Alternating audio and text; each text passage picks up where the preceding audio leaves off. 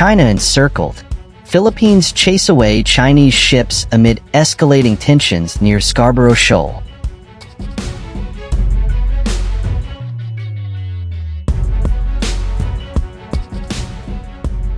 The Philippines' National Security Advisor is calling for the expulsion of Chinese diplomats over an alleged leak of a phone conversation with a Filipino military official as territorial tensions continue to escalate.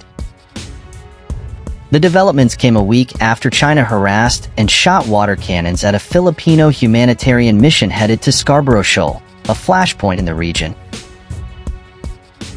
The Chinese embassy's repeated acts of engaging in and dissemination of disinformation, misinformation, and malinformation, now releasing spurious transcripts or recordings of purported conversations between officials of the host country, should not be allowed to pass unsanctioned or without serious penalty, Eduardo Ano, Philippines' National Security Advisor, said in a statement on Friday.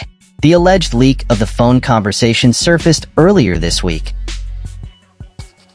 purporting to show a Chinese diplomat and a Filipino admiral discussing a dispute over the South China Sea that saw the Filipino official agreeing to concessions with China.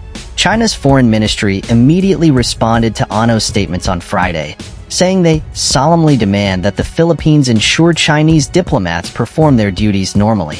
Earlier this week, Philippine Defense Minister Gilbert Teodoro said that if the Chinese embassy kept a recording of someone in the country, they are admitting to have violated Philippine law, and the actions of the Chinese embassy violate international relations and the law. Besides the controversy over the phone conversation, diplomatic relations came to a head in the past weeks as China kept referencing a secret agreement with the Philippines. Under this alleged agreement, Manila apparently promised not to repair or build structures at Second Thomas Shoal in the disputed Spratly Islands, which the Philippines effectively controls. Teodoro said in a statement that his department was not aware of, nor is it a party to, any internal agreement with China since President Ferdinand Marcos Jr. took office in 2022.